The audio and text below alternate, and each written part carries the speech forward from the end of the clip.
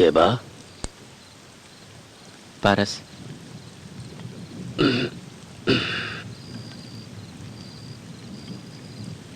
का चाही? रउआ से बात करे के रहे। काहे? भोरे पूरा ना भइल का? ऐसे ऐसे करके बहुत धमकी देले बाड़ा तू। खेत खरीदे वाला लोग के मार देबा तू? हैं? बड़ा आयल सबके होके उंगली दिखा के धमकावे वाला। कितना चाहिए? हाँ? ललिता के ब्याह खातिर कितना चाहिए? 10 लाख चाहिए। काहे? तू देबा का?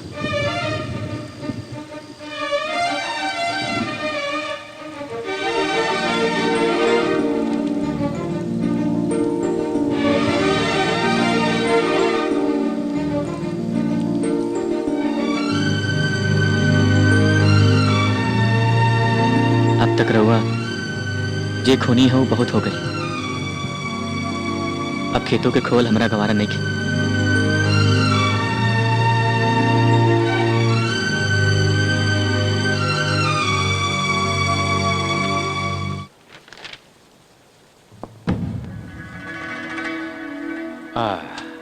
Come sit down. आप ही के बारे में पढ़ रहा हूँ। 1991 बेलापुर लोकल लीडर को मीटिंग करते समय मारा। वेल, कमिंग टू द पॉइंट, हाल ही में वैसा ही एक और मर्डर हुआ है विपक्ष के नेता शिवशंकर राय का। इस बारे में कोई हेल्प कर सकते हैं? प्रोफेशनल कैले बा। कैसे बोल सकते हैं? टेलीस्कोपिक गन, माथा के बीच में बुलेट, महान मर्डर। ओह, कितना चार्ज करते होंगे? करोड़ या 2 करोड़। इतना? ये नौकरी वोकरी छोड़ के ऐसे ही कुछ शुरू करना चाहिए, तो लाइफ एकदम सेट हो जाएगी। खैर बताइए, इतना पैसा वो लोग रखते कहाँ हैं? बैंक में। बैंक में? वही जा पैसा छुपावे से केहू के डाउट नहीं क्यों? सच में नहीं होगा। इस केस में जिधर भी जा रहा हूँ रास्ता बंद नजर आ रहा है। शिवशंकर राय मर्डर स्पॉट के करीब एक एक्सीडेंट हुआ था। एक कार और एक पेट्रोल टैंकर टकरा गए थे। इसमें सबसे अजीब बात यह है कि दोनों गाड़ी एक ही आदमी ने किराए पर ली थी। वैसे इस एक्सीडेंट में वो आदमी मारा गया, उतर नहीं सका। ये न मर सकेला। ये हमरा लगे काम करत रहे। ये खाली एस्केप प्लान करेला, मर्डर के वो और करेला। कौन? जुगनू। जुगनू कैसा दिखता? लम्हर बा। आंखें कैसी दिखती है? शिकार करत समय शेर जैसन दिखेला, गुस्सा में एकदम लाल स्ट्रेट। वो रउआ के ना मिली।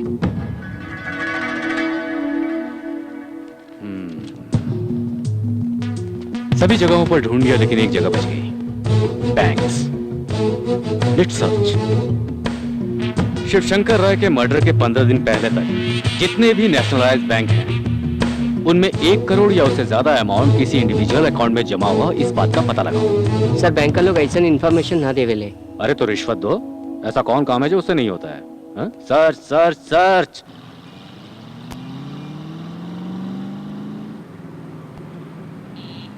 एक लाख के लोन लेवे खातिर का करे के होई? पहले के लोन चुकावे के होई। ओकरो चुकावे खातिर लोन। मिश्रा जी यहाँ कैसे? हमार पोता पारस आइल बा। हाँ पता चलल बा, लौट के आइल बा। चली बढ़िया बात बा।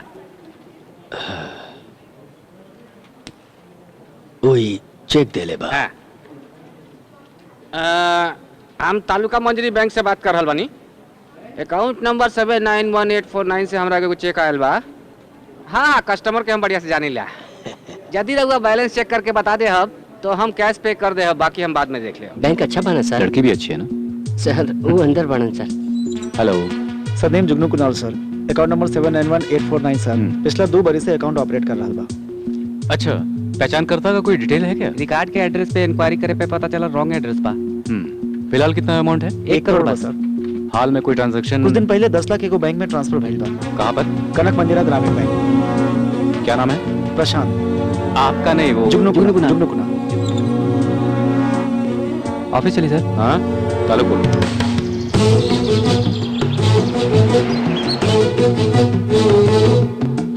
अंजलि प्रसाद फ्रॉम ऑडिट डिपार्टमेंट। कब बनी सर? ये क्वेश्चन बेकार है, आपके सामने आया। आपने घड़ी में समय नहीं देखा? हमारा नाम देव जी बा सर। मैंने पूछा क्या? कहाँ चाहिए सर? इतनी देर में एक अच्छा सवाल किया। अकाउंट चेक करना है। ये 10 लाख का चेक किसका है? सत्यनारायण मिश्रा नाम के आदमी बड़न, पास के बैजूपुर गांव में रहेलन, उनकरे पोता देले बा। नाम क्या है? पारस मिश्रा। पारस। 791849 जुगनू कुणाल। जुगनू कुणाल? जुगनू कुणाल? फिर यहाँ पारस क्यों लिखा है? सिग्नेचर में इतना क्लियर ना दिखे सर, यही से पहचाने में।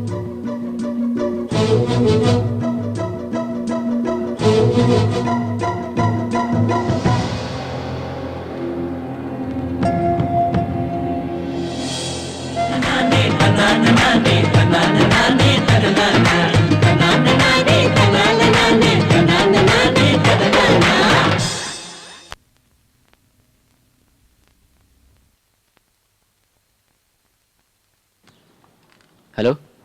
जुगनू? हाँ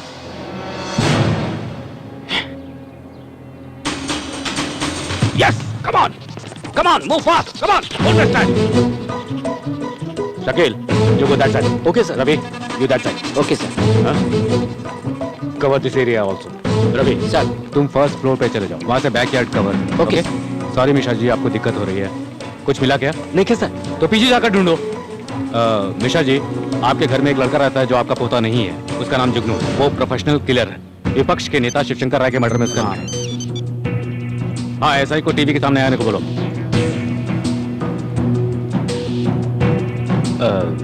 आई एम सॉरी टू से दिस, आपका पोता ट्रेन में ही चल बसा।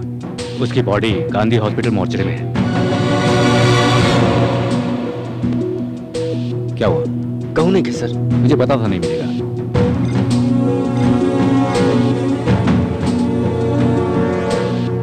Come on, let's go.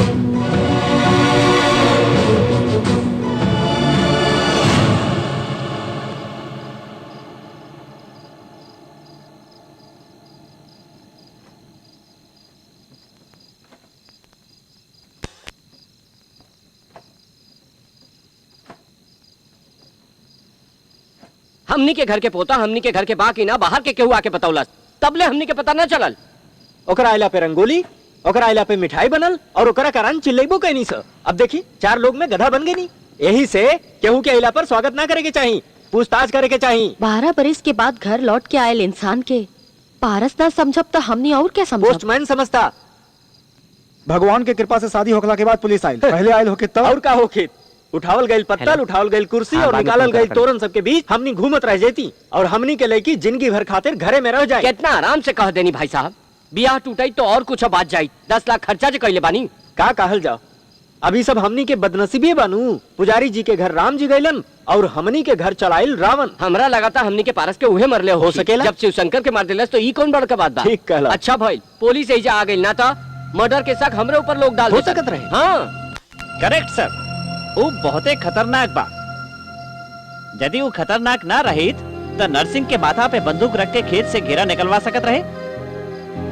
वो जौन कैले बाऊ के करो के पता नहीं खे। राउ लड़की के ब्याह में 10 लाख खर्चा भइल, रउआ खेत ना बेच ली, इस सब के गहना ना बेच ली और हमार मिश्रा जी बैंक से लोन भी ना ले ले, तब फिर ये सब कैसे भई? ऊ देला दादाजी के 10 लाख रुपया के चेक ऊ देला। काई बात के केहू के पता चलल ना चलल ना, और ऊपर से वो ऐसा दिखा रहल बा जैसे पूरा खर्च रउए कैले होखे। ऐसे ओकरा खतरनाक कहले हम। हमेशा अंधेरे में रहे वाला पुजारी जी के घर में बिजली आयल, उनकर बेटी के ऑपरेशन हो गई और उनका घर में उजाला लौट आयल। ई सब खातिर पैसा कौन देले रहला? उहे दिहला। 3 लाख देले रहला, एकर गवाह हम बानी। का केहू के पता चलल? पुजारी जी के कम देखात बा, यही से ओकरा के राम समझ ले हूँ। अरे वो राउर जैसन समझदार थोड़ी ना बाड़े हैं। रउआ के डराए की जरूरत नहीं खे, सच्चाई रउआ सबके सामने बा। बाकी वो यहाँ से जा चुकल बा।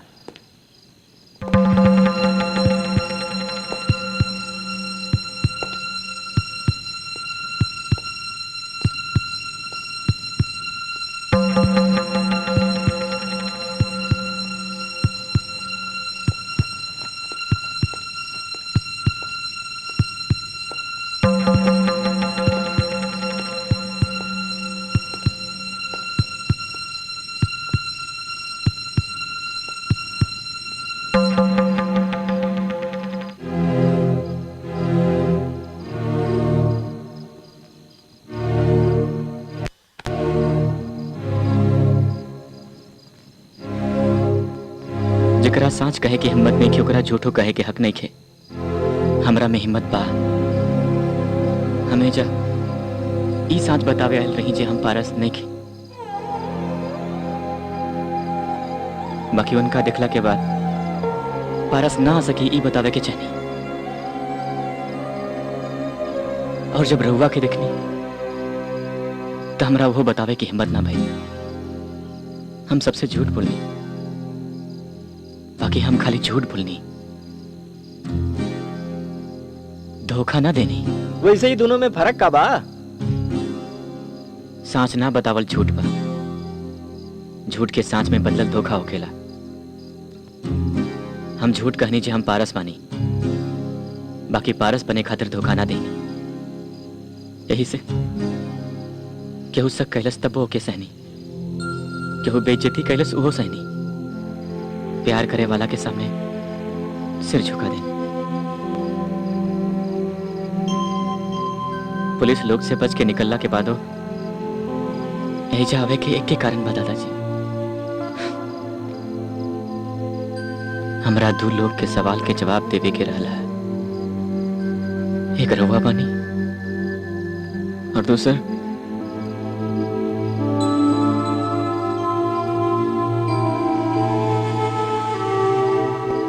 हमैनी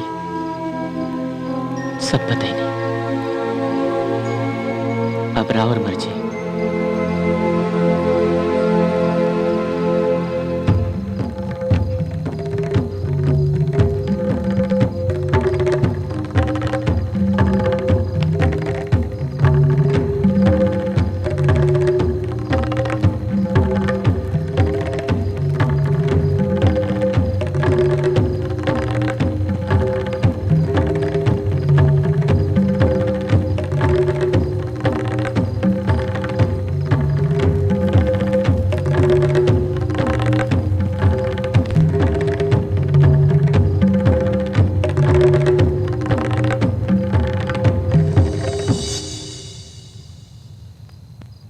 निचवा वो लोग तरह से अलग अलग सवाल पूछतन। काहे खातिर तू पारस बनला, काहे तू ऐसन कैला, काहे तू ऐसन कैला। बाकी हम तारा से जौन सवाल पूछब ओकर जवाब देबा ना। हाँ, ट्रेन में पुलिस के हाथ भइल ओकर मौत के बाद अपना रास्ता भागला के बजाय तू ओकर घर ढूंढ इतना दूर काहे अइला। उनकर खेत मुसीबत में रहे, तू काहे बचौला। उनकर बेटी के बिहार हाल तू काहे पैसा देला। तू बेइज्जती करत गईला, तू साथ गईला। हमरा लेखा भाई कुछ न कर सके वाला बुढ़ा के सामने सिर झुका के घुटना के बल काहे बैठला। हाँ? काहे से कि तू हमार पारस बाड़ा, तू है हमार पारस बाड़ा। हम तारा से कुछ न पूछब।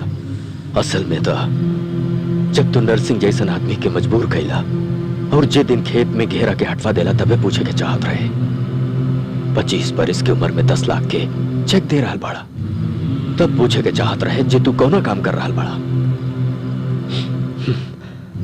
अब ना पूछ सकता नहीं, अब पूछे के हक नहीं खे।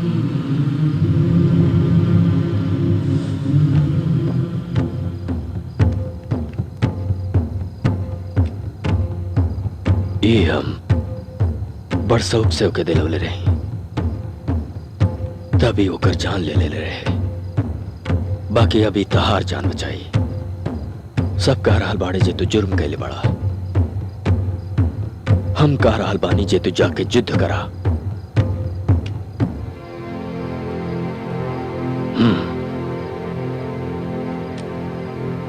जो जितिहा तो लौटैया, ना जीत पैला तो तहार का भइल हमरा के मालूम ना लगे दिया। ए उम्र में अब हमरा के साथ छूट जाने की जरूरत नहीं है। अब हो गई तोहरा वजह से वो हम बहुत देख ले बानी बस।